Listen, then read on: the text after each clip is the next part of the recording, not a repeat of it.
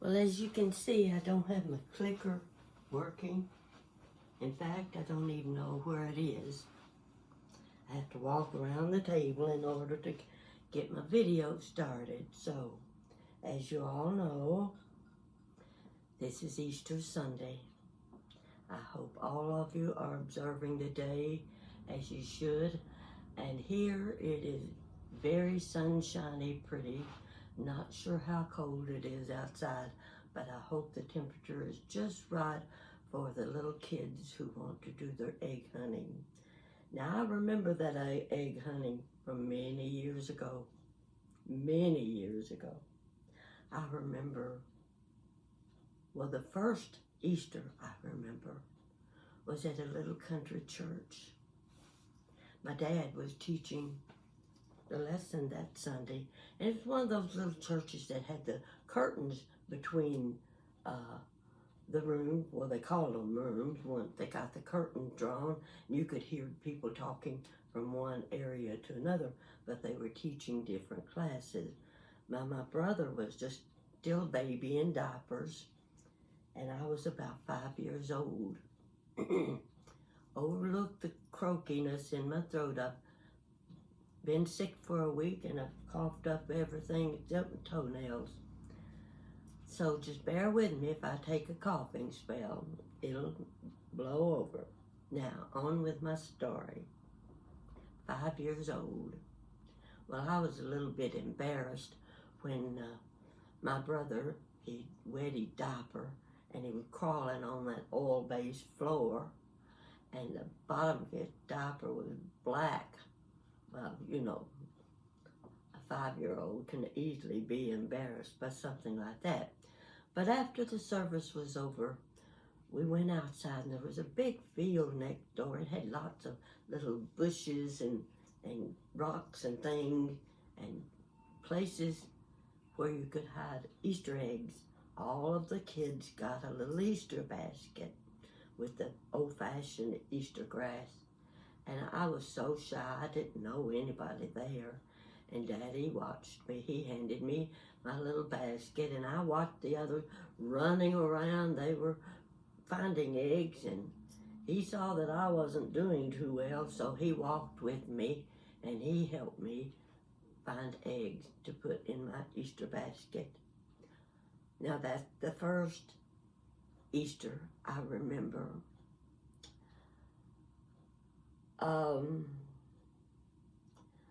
There were others as I grew older. Being the youngest of 7 girls, you can imagine what it was like on Easter Sunday when we were trying to get all dressed up in our Sunday Easter outfit, and we had to have an Easter outfit. Mom fought with us week after week because we were begging for this, and we had to have the gloves, the purses, the hat, the patent leather shoes, and of course, we had to have a corsage. Mama always got the white orchid corsage because white stood for the death of her mother. So, anyway, by the time Easter Sunday came, I don't know how Mama stood it, putting up with us begging and pleading to go down to Daniel's or to Belk, what we had seen there that we wanted to wear for Easter Sunday.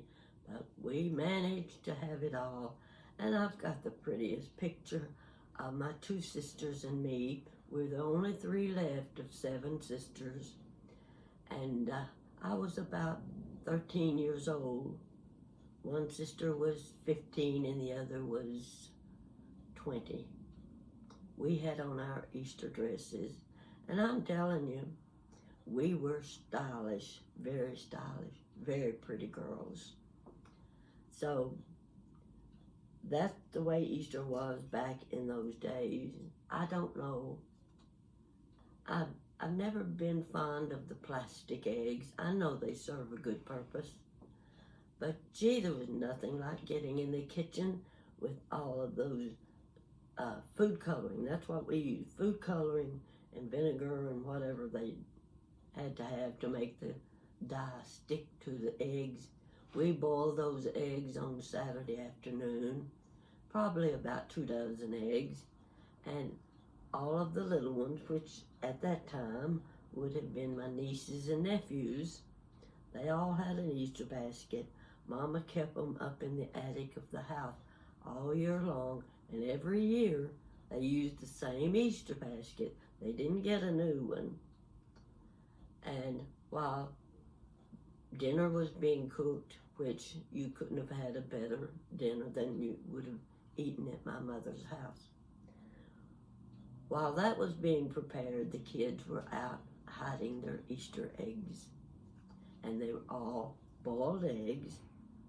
And there was always a special one that had something written on it or a little sticker on it that it was the prize egg.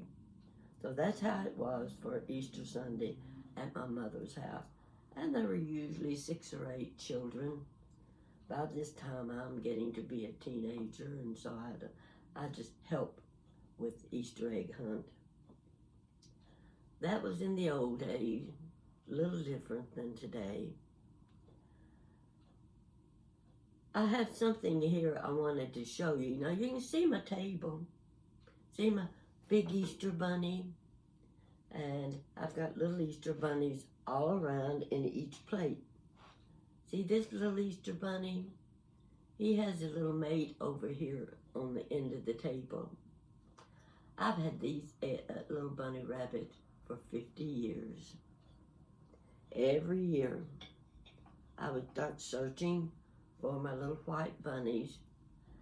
I don't know why, but when it's Easter and you're looking for the Easter decorations, all you can find are Christmas decorations. If you're looking for Christmas decorations, all you can find are the Easter decorations. Seemed like it was that way every year. I could never find what I wanted. And for several years, these little bunnies were lost. But they're found now, and they're going to stay found. I've also got a set of ceramic Easter eggs. One of my sisters took a ceramic course about 45 years ago, and she gave me a dozen ceramic multicolored Easter eggs. I've lived here for 23 years now, and one time I found those eggs. Of course, I put them away after Easter that year, and I haven't seen them since. They're still here, but who knows where. It'd probably be a big prize for the person who could find my ceramic Easter eggs. I really wish I had those eggs. She died about six or 8 years ago. I've already lost track of time. She was the one that looked like me. People always got us confused. And they'd talk to me thinking I was her, and I would look at them like I don't have any idea who you are. And they would look at me and say, "You are so-and-so." I'd say, "No, I'm not." Well, they would look shocked, but I'm her sister. So that's the way life went for the two of us. Now, I'm trying to remember the story I was going to tell you. Oh, by the way, so many of you have commented about my car wreck that I had where I totaled my little red Toyota. I really appreciate your concern. Everything has worked out well. I've got a new car. It's not a new car. I've never owned a new car, but it's a very nice car. And I'm learning to use those buttons. I never knew a car could have so many buttons. I remember the time I used to say, before I die, I want a car that has windows that you don't have to crank. And I want a car that has a tape player in it. I want to be able to play my own music. Well, I've got that car now, and it's got so many buttons. My mechanic tried to explain all those little buttons to me, and I said, well, first of all, where's the little button that opens the gas tank so I'll know how to find it when I stop to get gas? He pointed it out to me, said, looks like a gas tank. I said, it may look like a gas tank to you, but it doesn't to me. It just looks like a little square box. And I said, well, how do I open the trunk of the car?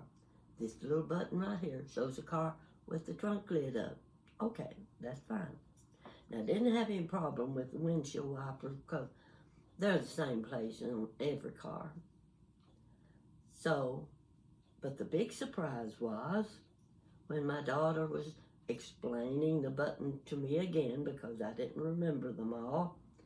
And she said, see these two buttons right here? They heat your seats. You mean in wintertime when I get in the car, my seats will be warm? She said, yes.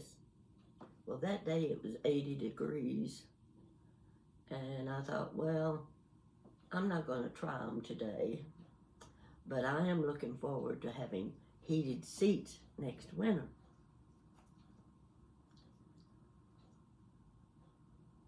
Let's see what else is about Easter. Easter, okay. Another point I want to make to you.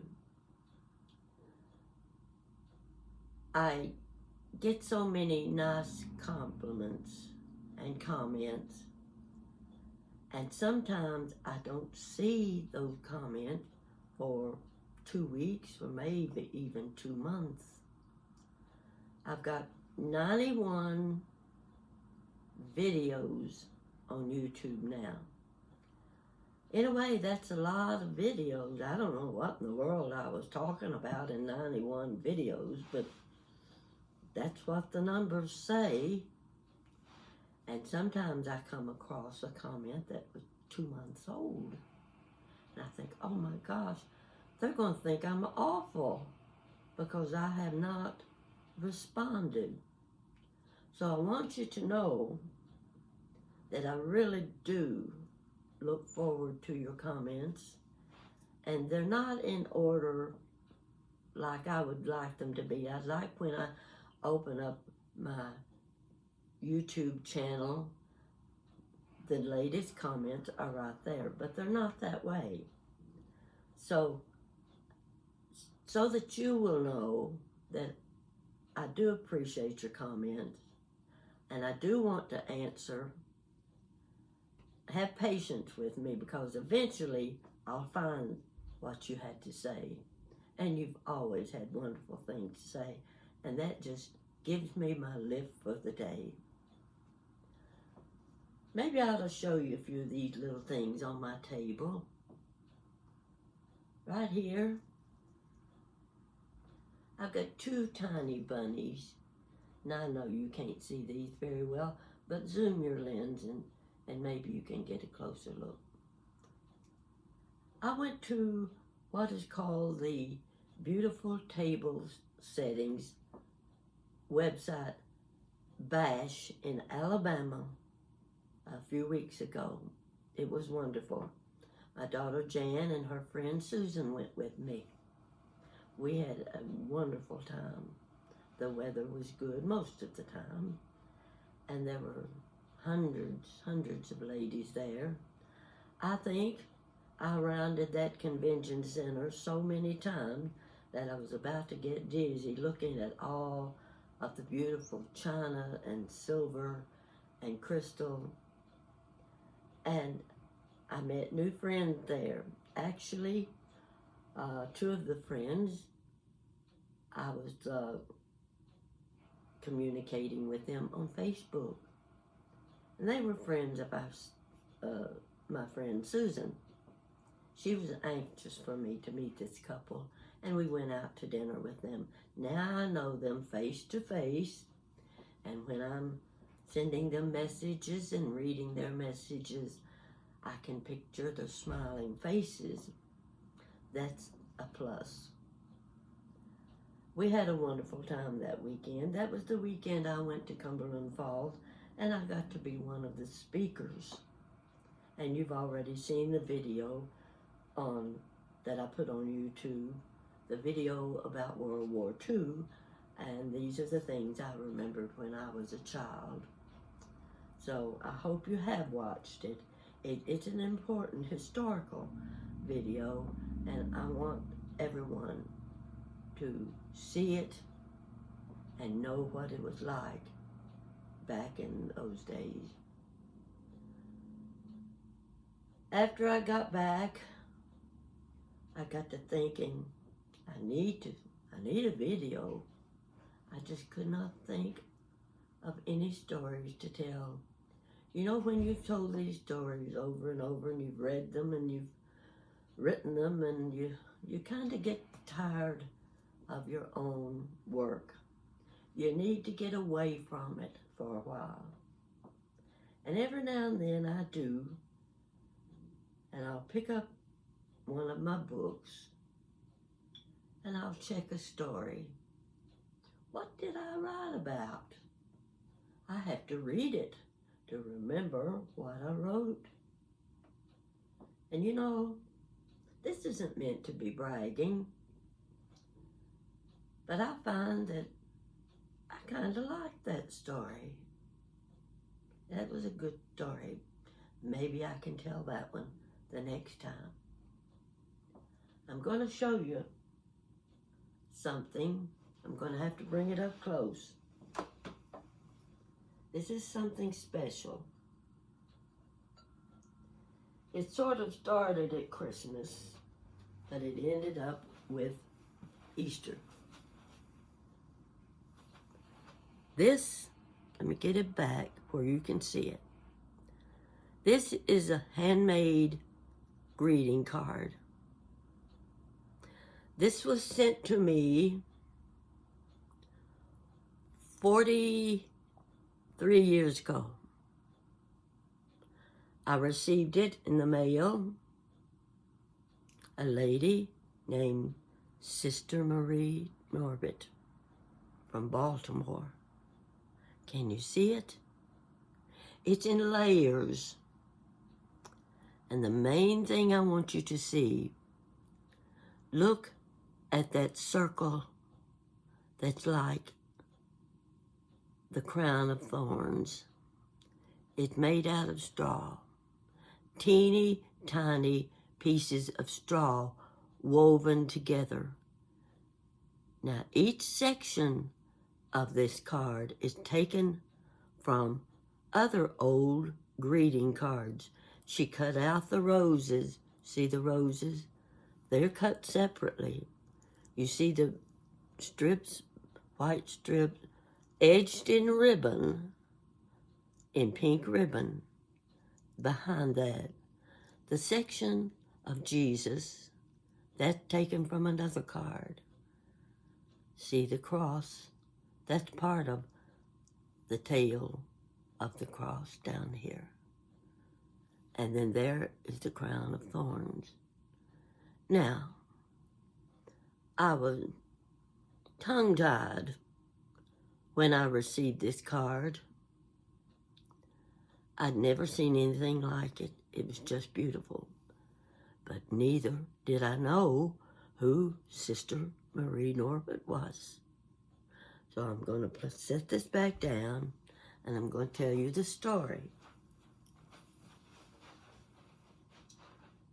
Now please take time, get you something to drink, and sit and listen. You're going to like this story. I'll take a drink to wet my throat a little bit.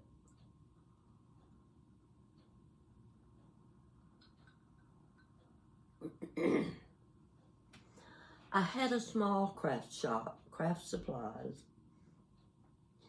It was a little before Christmas. I was getting all my supplies in for my customers, and my shop burned.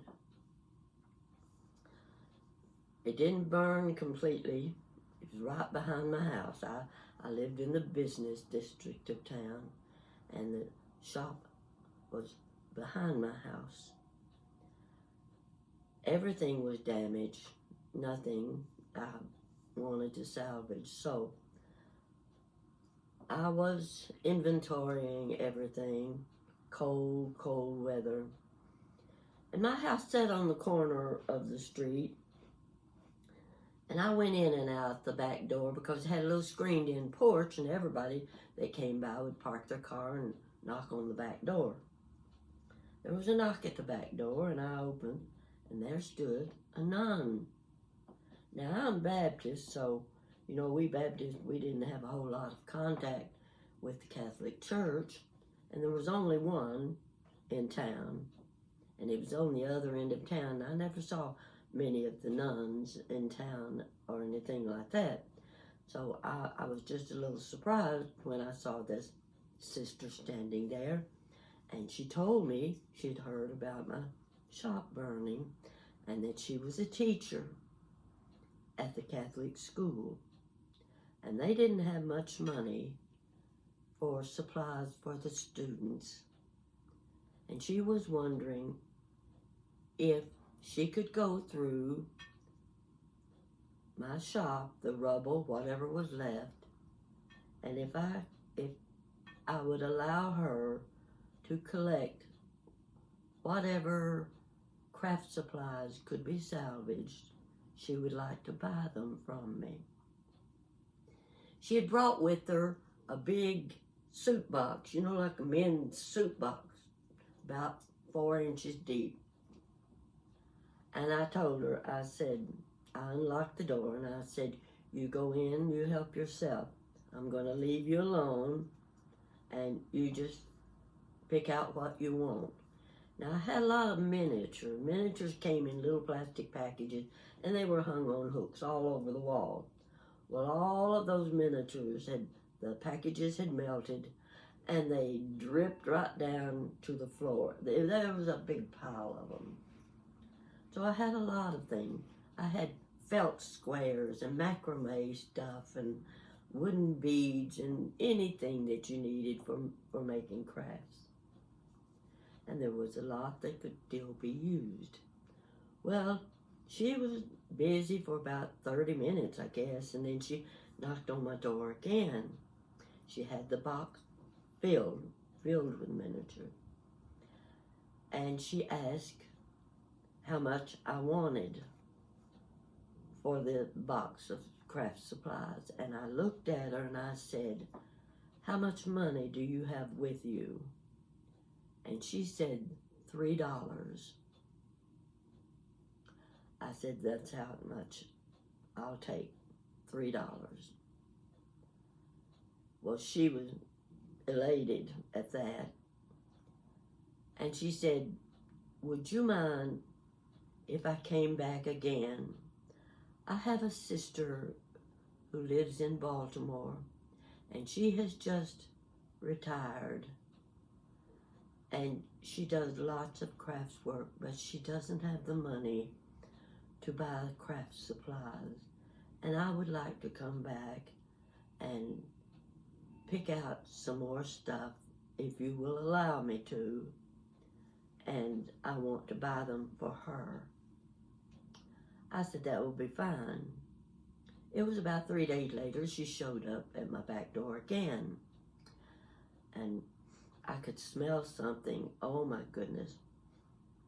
It was homemade rolls. She had brought me a big aluminum pan of just made, still warm, homemade rolls. They smelled wonderful. That's when she told me that each day she made 500 homemade rolls for the students at the school. I couldn't believe my ears. I told her to help herself. She got the supplies, what she wanted, and she wanted to know how much I wanted. And I said, send those to your sister with my compliments. And so she left. I never saw the sister again. Now time goes by, and that day came when I got the greeting card. Sister Marie Norbert, Baltimore. I don't know anybody in Baltimore. Who is this lady? Nothing would come to me. And it was days later, it hit me. Now I remember. She's the sister who retired. And the sister from the Catholic Church there at home had sent her the craft supplies. Now I've had this little greeting card for 43 years. It's special, and I wanted to display it for you this Easter Sunday. So I hope you like that story. I've got more. I got on a kick this morning and started remembering some of the funny things that happened. I remember the year my son was turning 7 years old. He was just about outgrowing the bunny rabbit, the Easter bunny. Now I was working and my babysitter lived right behind me. She had 4 children of her own. She was the craftiest person I've ever known. She was constantly doing things with and for the children. So, she tells me, your son tells me he doesn't believe there's a real Easter bunny anymore. Okay. So she didn't really try to convince him. But that night, Easter Eve, I was doing the Easter baskets and had put the goodies in my 2 kid basket and getting them all ready for Easter morning for them to find their eggs and everything. And my niece was helping me. It was about midnight when she left the house. I turned the porch light on so she could see to get to her car. She said, Pat, I want you to come and look. I opened the door, and there were white splotches on my porch, and down my steps, went out the sidewalk, and across the hood of my car. I knew immediately my neighbor, Jody, had been working. She had managed to take a plunger and some flour, old sock, and she wrapped around that plunger, and she went up and down the street and to the front door of every house that had children. She was doing rabbit paw prints up and down for all of these children when they got up Easter morning and started looking for their Easter basket and their Easter eggs. They would find the Easter bunny had been to their house. There were the paw prints. Well, the next morning, my children got up and they were all excited. I kept their little Easter basket by the front door that had their eggs in it. And of course, I had hidden eggs in the yard. My son goes out the front door.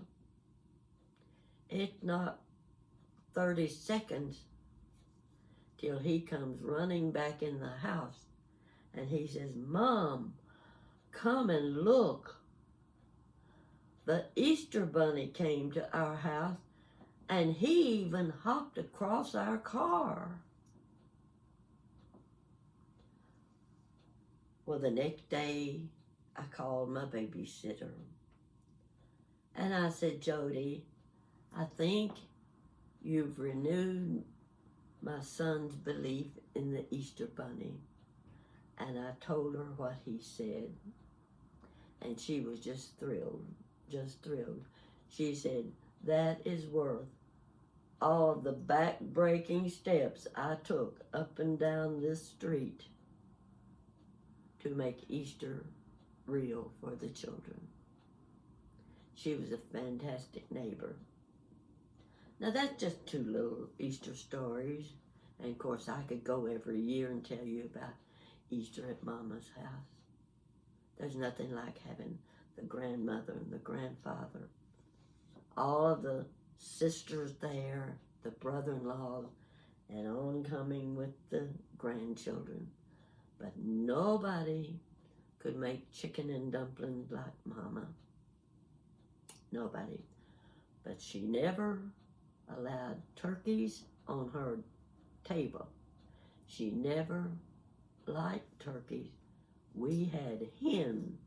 She stewed the hen and added a lot of the good meat to her dumpling. And the main thing that sat on our table was her nutmeg feather cake. It sat on big cake stand. Oh gosh, did it look good. It had that bubbly coconut and pecan topping on it that you put it under the broiler, and it bubbled and ran down the sides of the cake. Couldn't wait, just couldn't wait to get a bite of that nutmeg feather cake. And I don't know anybody that ever made that cake except her, unless it was Sissy Gregg. Sissy Gregg worked for the Louisville Courier-Journal, and once a month there was a magazine section. Sissy Gregg put her stories and her recipes, and the nutmeg feather cake appeared in Sissy Gregg's magazine section 1 month. I've still got that magazine section. My mother kept all of them. And I've got the one for 1959 that has jam cake and nutmeg feather cake by Sissy Gregg. So I know one other woman made the nutmeg feather cake. I tried it once. It didn't taste like Mama's, so I haven't made it since. One of these days I'm going to give it a try. I hope you're having a nice Easter. I hope your children and your grandchildren are with you. And there's nothing like Easter egg hunting. It doesn't interfere with our reason for celebrating the holiday. Nobody wants any interference with that. I know my daughter and my granddaughter are at church this morning. I declined the invitation because I have coughed so much this week that I knew I would take a coughing spell and everybody in the church would be leaving except me. I didn't want to take any chances on scaring the people and thinking they're going to get some kind of disease. So I'm home today, and I'm glad in a way because I wanted to have a good story for you, and I really want you to comment. Easter Bunny here, he wants you to comment. And always remember my pretty Easter greeting card. This is what we're talking about when we speak of Easter Sunday and the crucifixion. Thank you very much. I'm going to have a drink of my juice for my dry throat.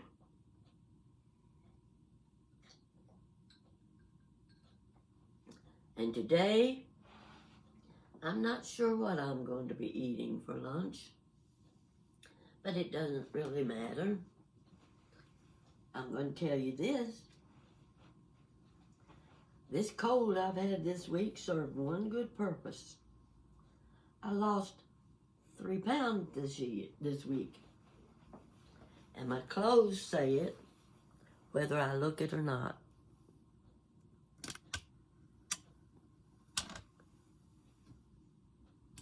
I'm wearing my jewelry that I bought 55 years ago.